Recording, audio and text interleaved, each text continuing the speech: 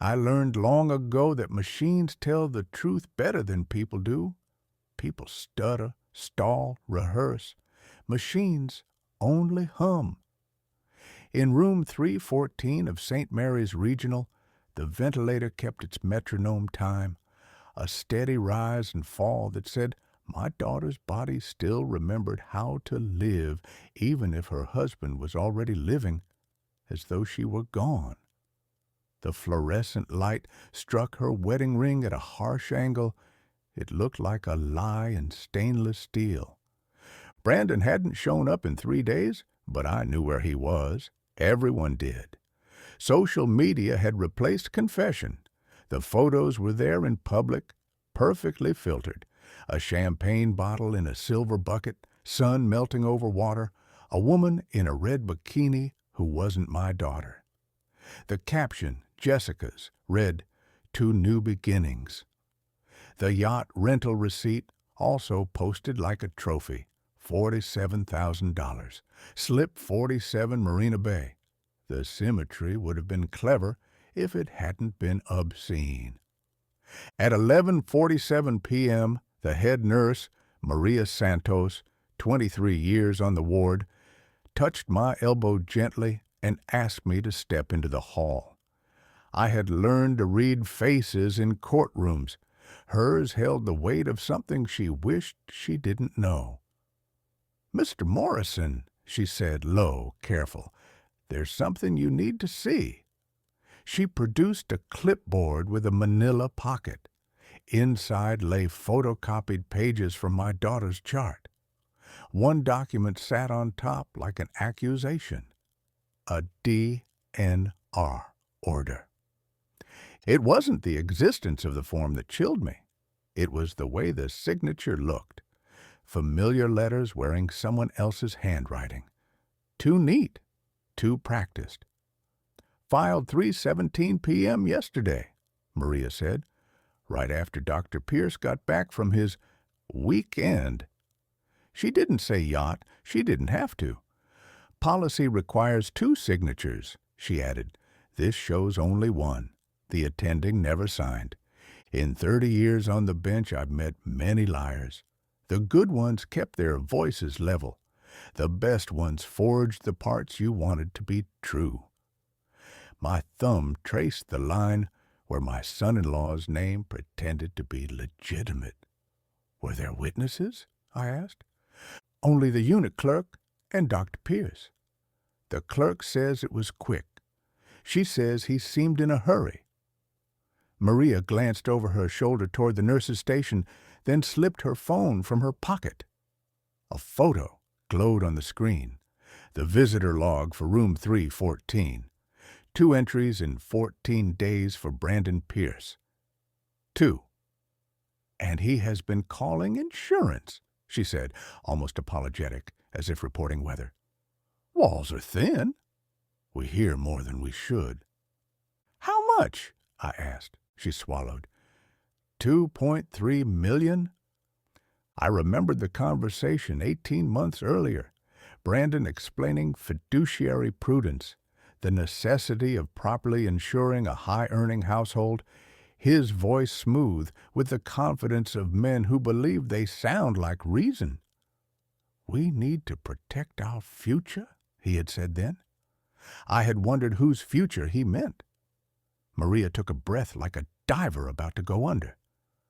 "There's one more thing," she said. "Your granddaughter." Emma was 6 and believed the moon followed our car because it liked us best. "What about her?" My voice came from far away. "Dr. Pierce filed a report with Child Protective Services," Maria said. "He alleged you have early-stage dementia, that you're unfit to provide care if—" She stopped before the word when. "It came through the social worker." "I thought you should know." I had taken a routine cognitive assessment the month before, the medical equivalent of a crossword puzzle with a stethoscope. I scored clean as glass. "Thank you," I said, though the word didn't feel large enough to hold what she was risking. Emma's laugh drifted through my memory, the way it hit a bright note on the end, like a sparrow catching lift. I looked back through the small rectangular window where machines kept time for my child. "You've done more than enough," I said, "but I suspect I'm going to need documentation." Maria's eyes softened in a way I recognized. Nurses developed a particular kind of mercy, the kind that still believed in rules. "I'll keep everything I see," she said. "Everything." Visiting hours ended. Rules said leave. Experience said rules sometimes aren't about safety, they're about convenience. St. Mary's has an unlocked door on the east side at shift change. In the courtroom, they called it professional discretion. In hospitals, they called it knowing where the cameras don't bother to look. I sat with Sarah through the long blue hours, reading aloud the baseball scores from the paper as if her mind could catch them like fly balls. Her hand was warm. On the monitor, her brain did not look like a death. It looked like weather. Patterns forming and dissipating, new paths looking for connection. At 11:47 again, 2 minutes after midnight by the clock's insistence, I made a phone call I should have made months earlier. "Tony," I said when the line clicked, "it's Bill Morrison." There was a pause, then the sound of a chair sliding across an old office floor. "Judge," he said, surprised into the title. "You need me?" The last time Tony Castellanos had sat in my courtroom, his wife had tried to leave the state with their children. I had taught him about paper, how it stacks, how it wins. He had started a business afterward, private investigations for people who needed facts more than fury. "I need everything," I told him. "Bank records, phone records, social media. I need to know how a surgical resident pays for yachts and diamonds. I need to know where he was when he says he was at her bedside. And Tony," I looked at the soft light on the ventilator and lowered my voice, "I need it yesterday." "Retainer?" he asked. I wrote him a check from my retirement that made my hand shake for the first time that night. Money is a poor substitute for time, but sometimes it buys speed. Morning drew a thin line across the blinds. I had just finished telling Sarah how the Giants had collapsed in the ninth when my phone rang. Brandon's name appeared without apology.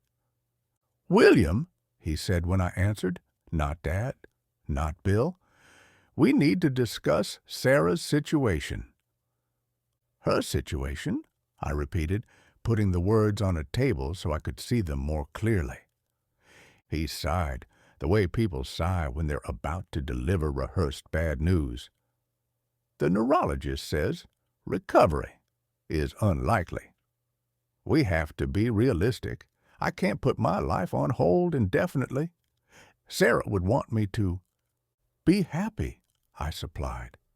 "Yes," he said, relief creeping in. "Exactly. She." "Which neurologist?" I asked. A small pause. "Dr. Henley." "I'll call him," I said. "He's busy. Then he can return a call to a former presiding judge." Brandon's tone tightened. "This is a medical matter, William. I understand your feelings, but the science—" "I called him an hour ago," I said. "He's never consulted on Sarah's case. He's never heard her name." Silence, long enough for me to hear him breathing. When he spoke again, the polish had worn away. "What do you want?" he asked. It was always the right question sooner or later. "I want you," I said, "to visit your wife. I want you to stop calling insurance carriers to learn how quickly they can send you money for her death. I want you to stop forging documents." "You can't prove anything," he said, but softly. Not yet, I agreed. But if you have trouble visualizing the future, I can help. 2 years of phone bills, GPS tags on Instagram, a unit clerk who remembers you signing a DNR while you were supposedly on the water.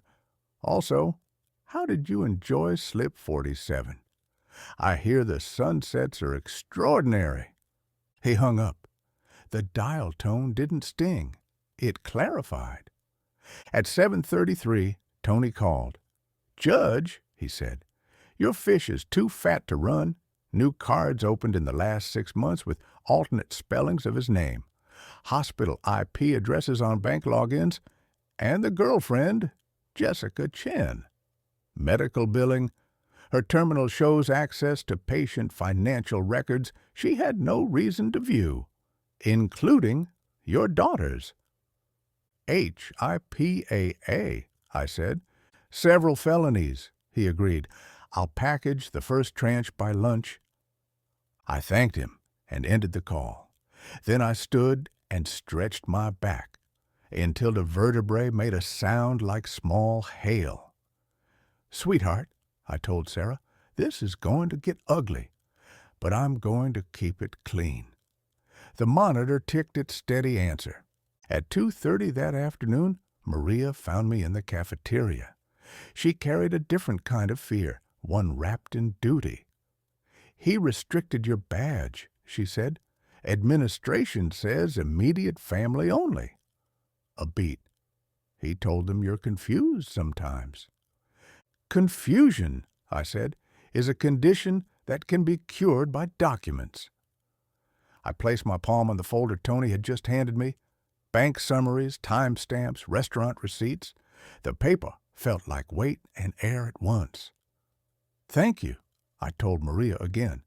She deserved a better word than gratitude. Nurses always did. That night, in the quiet that separates anger from action, I wrote 3 names on a legal pad. Janet Walsh, attorney, unafraid of expensive arguments. Dr. Patricia Hammond, chief of staff, allergic to scandal. Special Agent Maria Rodriguez, FBI, white-collar crimes. Then I added a 4th, Emma. I circled it until the ink bled through. I dialed Janet first. "I need emergency guardianship," I told her, "and a conservatorship of Sarah's estate. He's not just planning a future without her, he's stealing the one she built." Janet exhaled through her nose the way she did when watching opposing counsel tie a noose with their own words. "Documented?" she asked. "Up to the eyebrows," I said. "Then we move at 9 a.m., she said. "Send me everything. And Bill." "Yes." "Don't go to war without a public you trust." "I spent 30 years building one," I said. "I think it still remembers me." I didn't sleep. I catalogued. At 1:47 a.m., the night shift nurse named Williams called from a supply closet. Her whisper carried the urgency of someone who knows how thin walls can be. "He came," she said, "at 2. He wasn't scheduled. He went into room 314. She swallowed. "He had a syringe, unmarked." I asked for the order. He said it was routine. I checked the chart. Nothing. I secured the syringe and had the lab rush it. "Thank you," I said, and felt the limits of the phrase again. At 5:12 a.m., Dr. Kim, the forensic accountant Janet liked best because she smiled when the numbers got mean, texted one line only, "Potassium chloride, lethal dose." The words didn't make a sound. My body did. That little jerk the heart does when it realizes it has been forced to keep going. I ate toast I couldn't taste and waited for a sun that felt late. The chief of staff answered on the second ring. "Patricia," I said, "I have a professional catastrophe and a personal emergency, and they are the same thing. I had served with Patricia Hammond on a hospital ethics committee a lifetime ago. She believed in systems and the people brave enough to clean them. I gave her the first run of paper over coffee at a table by the window where you could see the parking garage's brutalest ribs. She read faster than I remembered. When she reached the line about the lab, she put the pages down and closed her eyes. "Clear your schedule," she said. "Emergency medical board meeting at 3. I want you there." "Thank you," I said, and meant it. At 1:47 p.m., by one of those coincidences that make it hard not to believe the day is listening, I found Brandon in the same parking garage. 3rd level, rows of white lines insisting on order. He wore the look of a man who thinks cars can save him. He had his medical bag and a coffee he did not deserve. "Brandon," I said. He turned. For a moment, the handsomeness he curated so carefully collapsed. "You can't be here," he said, but it sounded like something he'd been told to say. "You tried to kill my daughter," I said. The sentence fit in the air like a door finally closing. "That's insane," he said, fast, before the echo could come back. "It was medication." "You don't understand." "Potassium chloride is not a therapy," I said. "It is a lie that stops a heart." His fingers opened. His keys hit the concrete with a bright, ridiculous clatter. "You're finished," he said. "No," I said. "You are." I did not raise my voice. I had found in court that the most dangerous temperature was calm. I listed the numbers one by one because numbers do not care whether you like them. 47,000 for the boat, 23,000 for bracelets, 18,000 for a watch that now looked like evidence, 340,000 siphoned from accounts that were not his. 2 visits in 14 days to the woman who wore his ring. 2. And 1 document, I said, bearing your name when your phone was telling the world that you were toasting a sunset. He made a sound I had heard 1,000 times. A man trying to find a word that could put smoke back in a bottle. "What do you want?" he managed. "I want you at 3 o'clock, I said, in front of a board that still takes oaths seriously. I want your hands empty. I want your mouth closed. I want paperwork to do what it was invented to do." He said my name, or the formal fraction of it he preferred, but I had already turned to leave. Men who believe they are smarter than gravity always discover its memory too late. At 3, the board met. The room smelled of coffee and outrage. Patricia presided with a dignity I recognized, the kind that thinks about the night shift, not the press conference. The documents went around the table like communion. Dr. Kim spoke softly about IP addresses and the arrogance of small withdrawals. Tony laid out the architecture of theft with the precision of a man who had rebuilt himself from the ground up. Nurse Williams described an unmarked syringe. Maria added hours and glances and the heavy weight of a man who would not hold his own wife's hand. Brandon sat at the end of the table, his lawyer next to him, both of them shrinking visibly under the simple brightness of evidence. When it was done, Patricia suspended him. It was not loud. It did not need to be. At 6, the news led with the story. You know the footage they choose when they want a man to look like a thesis? The hospital headshot, the class ring gleaming, the smile that thinks it deserves to be published. They paired it with the yacht photos because journalism still knows contrast is a weapon. Surgical resident accused of attempted murder, fraud. The anchor spoke the headline carefully, like it had teeth. My phone vibrated itself across the tabletop.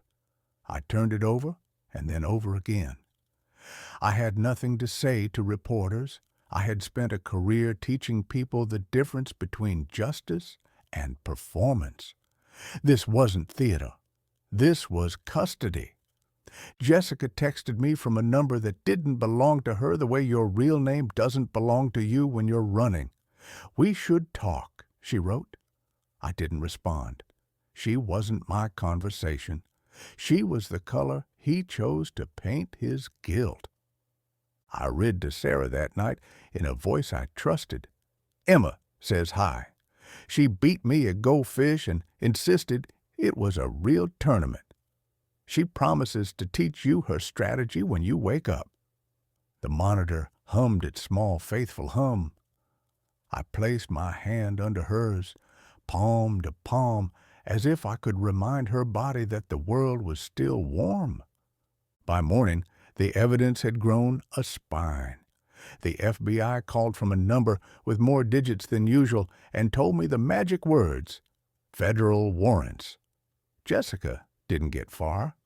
Vancouver International First Class Lounge. A glass lifted to a caption that might have been funny if you were the kind of person who laughs at wreckage. New chapter. Agents wrote down her new chapter for her. The laptop in her carry-on told the rest. Email threads titled like "Recipes for a Crime," "Expedite Claims," "Accident Parameters," "Double Indemnity." They had documented themselves into a corner. Brandon had not yet been found. Janet filed our emergency petition at 9. I had not stood on that side of a family courtroom before. The room looked different from the petitioner's table, larger somehow and more honest. Judge Rebecca Martinez presided. We had shared late-night coffee once in a break room that smelled of bleach and despair. Now she wore authority the way good judges do. Like a borrowed coat, she planned to return, clean and better pressed. Klein, Brandon's attorney, tried to make biology into a merit badge. "He is the natural father," he said, as if DNA had ever been enough to make a home. Janet didn't argue with his premise. She replaced it. "He is charged federally," she said. "He is filmed at 2 a.m. with a syringe. He has visited twice in 3 weeks. He has stolen $350,000 and tried to turn a hospital into a crime scene. The child in question has a grandfather who has fed her breakfast and taught her how to spell Wednesday without crying. The choice before the court is not complicated." Maria testified. Nurse Williams testified. Dr. Kim built the lattice work. Special Agent Rodriguez hammered in the nails. Jessica's photos, scrubbed from the internet, appeared in evidence because nothing online really dies. They filled 12 feet of courtroom wall when projected. The jurors we didn't have watched from the gallery the way towns watch. Quiet, then murmuring, then keeping the murmurs to themselves out of respect for the small girl in the front row with pigtails and a pink backpack. Judge Martinez did not take the matter under submission. She granted emergency guardianship from the bench and froze assets with a pen stroke that made a sound I will hear when I die.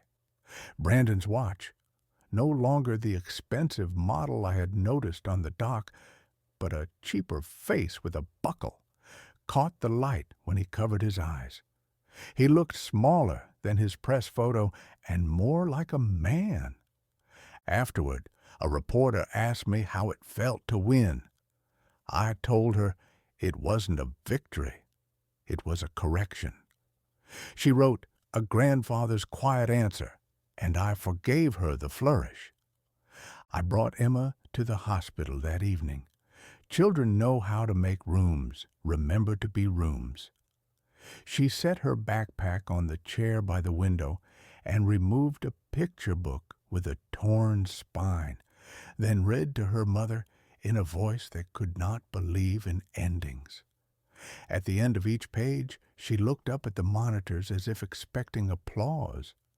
"Mommy," she whispered finally, leaning close. "Grandpa made pancakes on Tuesday and again on Thursday, and he says that's illegal."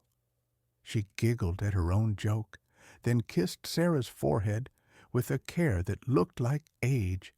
I covered her with a blanket when she fell asleep in the chair, knees tucked, mouth open, the way heavy love leaves you. When we stepped out for water, Patricia found me by the nurse's station.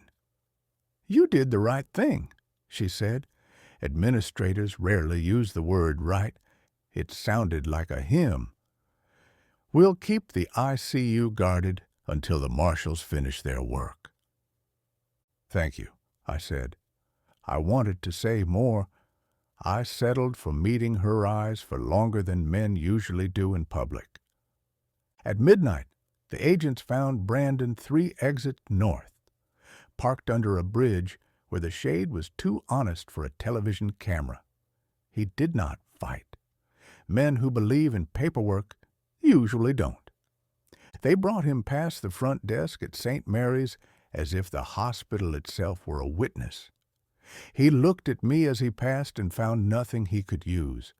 I pictured my daughter's brake line cut with surgical wire, pictured a syringe without a label, pictured a caption that implied a future that didn't belong to him. I did not meet his eyes because some men mistake attention for mercy. That night, the ward felt lighter.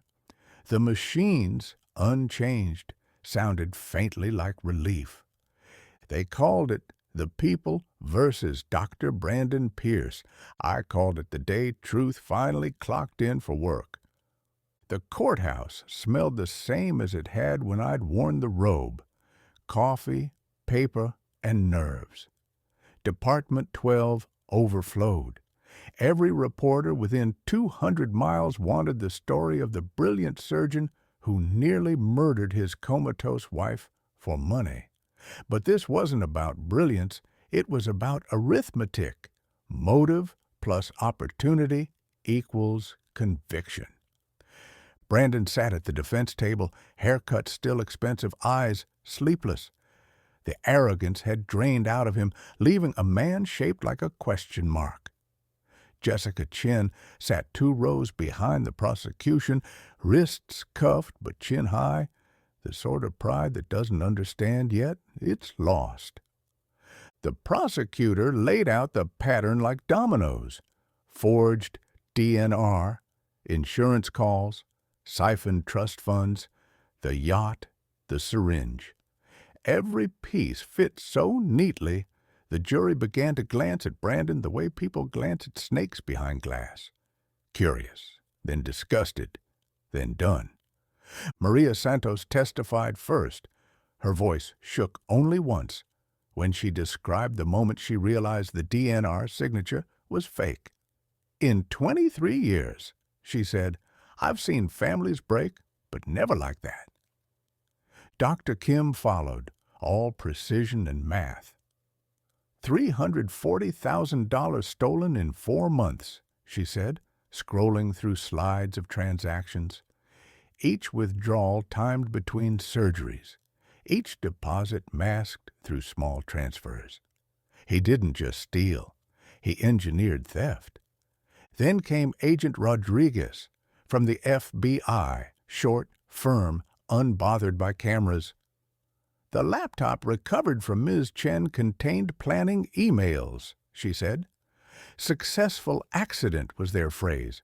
The brake lines were cut with surgical instruments. Potassium chloride in the syringe would have appeared as diabetic shock.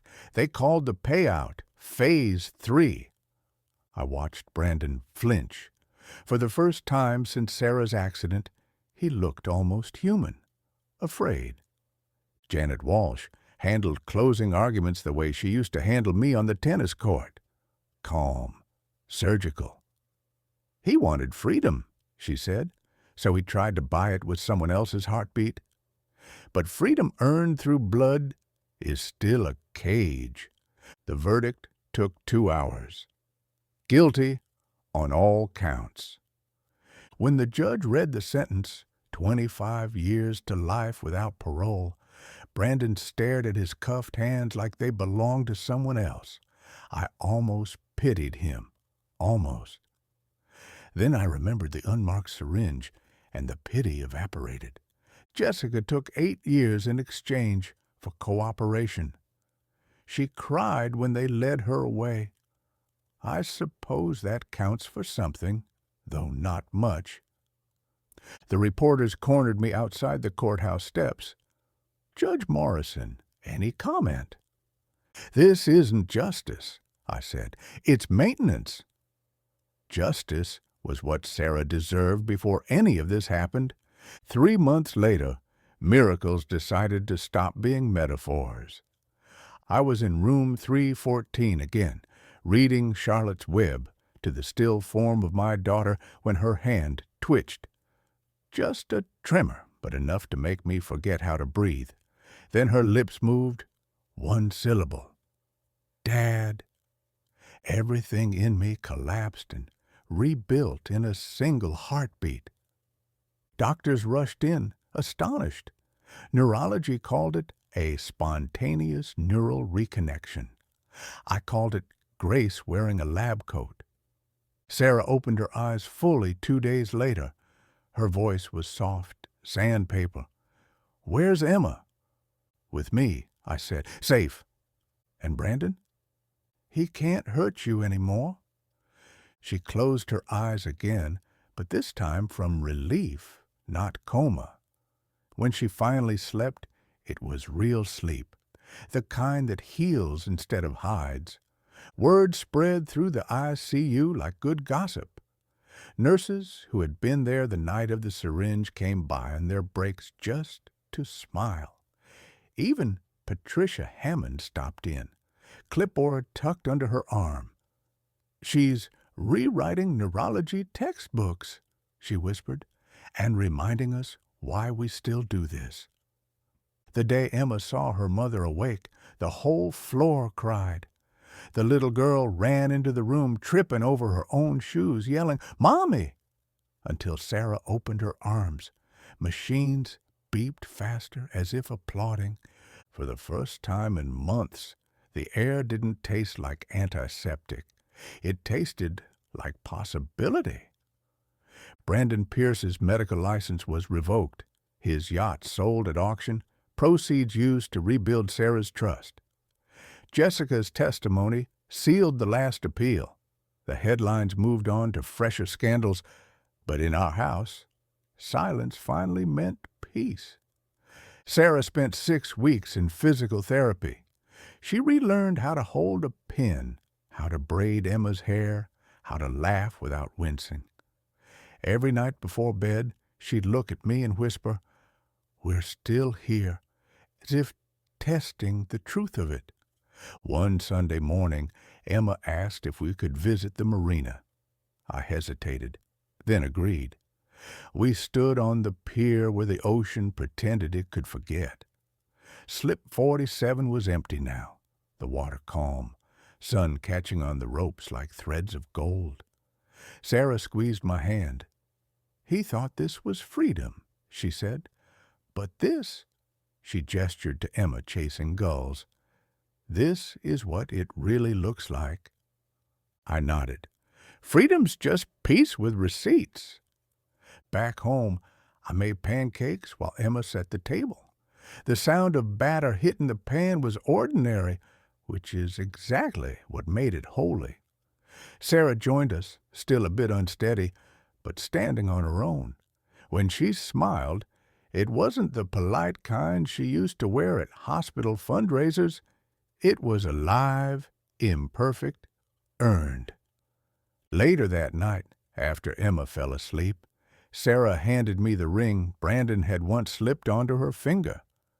"Do you want me to throw it away?" I asked. She shook her head. "No, I want to keep it. Not as a memory," she paused, eyes bright, "as evidence that I survived." We placed it in a drawer beside a single page from my old courtroom calendar, the day the verdict was read. Some trophies don't need polish. Outside, the waves kept time with the quiet of our house. Sarah slept soundly for the first time in a year. I sat by the window listening to the night breathe and finally understood what Maria meant the first night she showed me that forged signature. Documentation saves lives. The beeping monitors were gone, the yacht sold, the headlines faded, but one truth remained constant. Love, when tested by betrayal, doesn't break. It reorganizes into something unkillable.